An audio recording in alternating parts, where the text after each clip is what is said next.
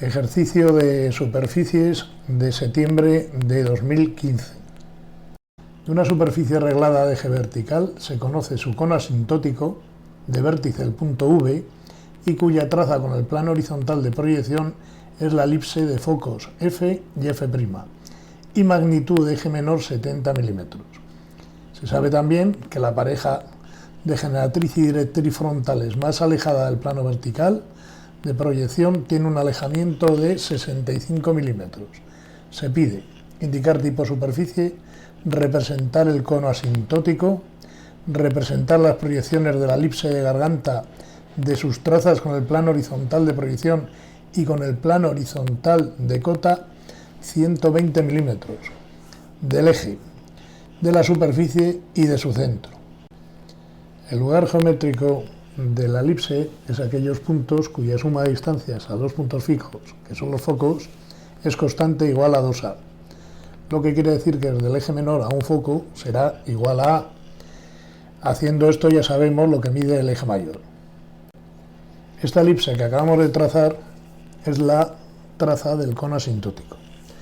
Para averiguar la elipse de garganta tenemos que hacer una elipse que sea homotética de la anterior que hemos sacado. Para ello, fijaros que unimos el eje mayor y el eje menor de la elipse grande, hacemos una paralela por el dato que conocemos, que es el punto de contacto de la directriz y generatriz frontales, que nos va a dar el eje menor de la elipse de garganta. Entonces hacemos ahí una paralela y nos sale el eje mayor de la elipse que estamos buscando. Como veis, ya tenemos la elipse de garganta. Fijaros que las proyecciones verticales de las generatrices del cono asintótico coinciden con la generatriz y directriz frontales que tenemos puestas ahí.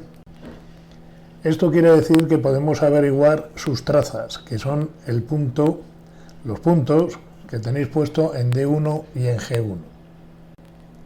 Por lo tanto, la elipse de la base, la traza, con el plano horizontal del hiperboloide, será una elipse que pase por esos puntos. Volvemos a hacer una elipse homotética, en este caso de la más grande, que era la elipse que nos daba la traza del cono asintótico.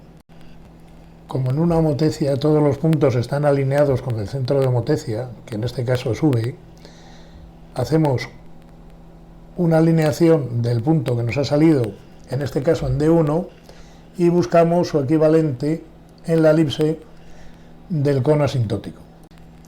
Unimos ese punto con los ejes de la elipse del cono asintótico y por paralelas sacamos los ejes de la elipse de la base del hiperboloide. Para averiguar en proyección vertical la hipérbola del contorno aparente, nos subimos los puntos extremos de la elipse de garganta y, sabiendo que las asíntotas son las dos generatrices del cono asintótico que nos habían dado, sacamos el foco o los focos de la hipérbola. Una vez hecho esto, ya teniendo vértice, eje y focos, ya podemos hacer la hipérbola del contorno aparente. Trazamos una rama de esta hipérbola y por simetría nos llevamos el resto de la hipérbola hasta completar el contorno aparente del hiperboloide. Limitamos con el plano horizontal de cota 120 que nos habían dicho y nos queda el hiperboloide tal y como lo veis en la figura. Ahora nos piden colocar el punto A. Fijaros que por el punto A pasará una elipse, que será lógicamente homotética de todas las que tenemos, y lo único que tenemos que hacer es averiguar el eje mayor, no hay por qué hacer la elipse, desde el momento que a nosotros lo que nos interesa es saber la cota de A. Esta elipse que contiene A la vamos a ver en proyección vertical como un plano horizontal. Subimos a la proyección vertical lo que sería el eje mayor de nuestra elipse que contiene A, nos da la cota de esa elipse y subimos el punto A la proyección vertical, con lo que tendremos A'. Observad que para averiguar el eje mayor de esta elipse homotética hemos vuelto a hacer otra vez lo mismo. hemos alineado A con el centro de homología, hemos hecho la recta que une la sección que le produce a la elipse de garganta y con una paralela hemos sacado el eje mayor. Nos piden el plano tangente que pasa por el punto A. El plano tangente a un hiperboloide o a un paraboloide que pase por un punto se define por la generatriz y directriz que pasan por ese punto. Esta generatriz y esta directriz es una hipérbola degenerada, una hipérbola llevada al límite. Por lo tanto, vamos a hallar la directriz y generatriz que pasa por A. Estas tendrán que ser tangentes a la elipse de garganta. Y vamos a ver cómo trazamos una tangente desde un punto a una elipse haciéndolo por afinidad. Establecemos una afinidad donde el eje de afinidad va a ser el eje mayor de la elipse. Vamos a poner una circunferencia que tenga de diámetro este mismo eje mayor. Y vamos a buscar el afín del punto A sabiendo que 1 y 1' son afines que nos definen junto con el eje la afinidad que vamos a hacer. Averiguado el punto A', trazamos las tangentes desde A a la circunferencia.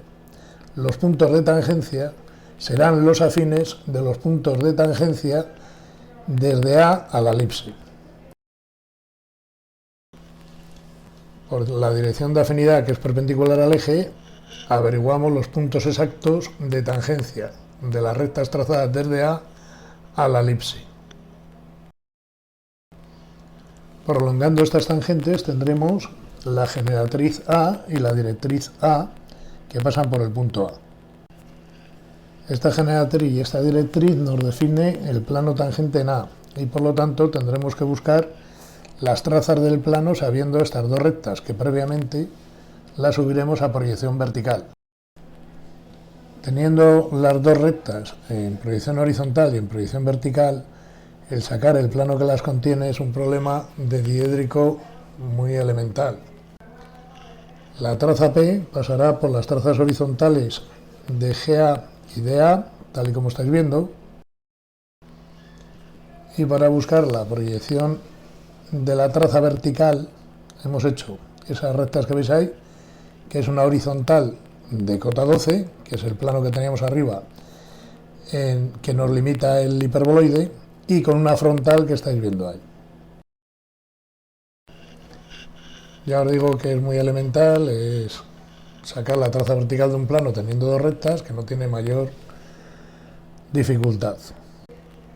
Ya tenemos la traza horizontal y vertical y sabemos que la intersección del plano P con el hiperboloide van a ser la generatriz y directriz que lo definen, puesto que sabemos que el hiperboloide es una cuádrica y por lo tanto la sección por un plano le tiene que producir una cónica, y en este caso es una cónica degenerada. Y ahora nos quedan las partes vistas y ocultas.